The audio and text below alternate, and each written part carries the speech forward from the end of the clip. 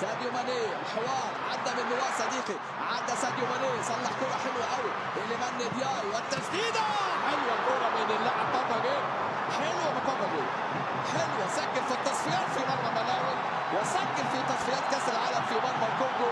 لاعب فياريال اللي كان ممكن يسجل امامنا هنا بعد جمله حلوه المنتخب. بص التحضير المنتخب السنغالي في تحضير في شغل حلو قوي ما بين امامنا اهو ساديو ماني وإليمان امامنا هو دياي، صلح كوره للي جاي صاروخ.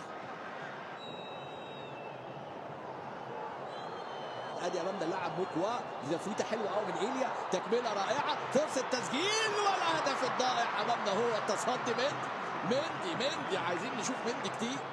كرة من نواف صديقي لاعب ساندرلاند، كرة حلوة قوي، جملة برضو حلوة. اتكلمنا على الانسيابية في الأداء الموجودة عند السنغال الشوط الأول.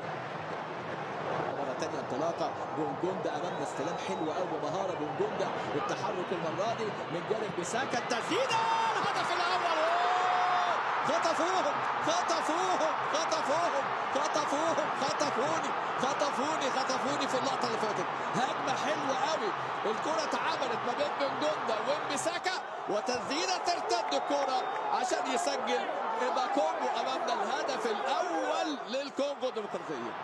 شوف هنا الاقتناص، إذا الفهود تنقض على أسود الترنجة، والفهود اسرع في اللقطه اللي فاتت. 1-0 للكونغو عشان تحلو المباراه ونستمتع سويا امامنا هو السعاده باكونغو سيدريك باكونغو اللي بيضع هدفه رقم 21 على مستوى اللقاءات الدوليه امامنا هنا مع منتخب بلاده، والفرصه الكبيره امامنا اهو. بص يا سلام على الهجمه، شوف الهجمه، بونجوندا خد كره اللاعب بص بيساكا عاملها حلوه، البونجوندا لعيب، ثيو بونجوندا لعيب، حاططها في المرمى ومندي تقع منه ومعاها على طول.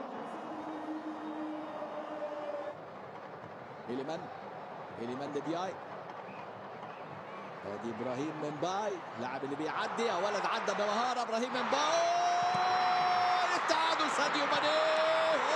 هو مين غيرك ساديو ماني الهداف التاريخي لمنتخب السنغال يسجل التعادل. لكن شوف ابراهيم منباي، شوف اللاعب اللي عدى بمهاره 17 سنه، لكن بمهاره لاعب كبير، اللاعب اللي بيظهر مع المنتخب في هذه اللقطه ويمرر كوره الحقيقه بعد ما ارتطمت. طبعا هي جات له ايه يعني، هو سددها، لكن بص ابراهيم منباي، يا ولد يا لعيب بدا يظهر مع البي اس جي وعدى بشكل حلو قوي. مهاره هنا بتخلق ايه، المهاره بتخلق الفوارق في مثل هذه المباريات. بص هنا الراجل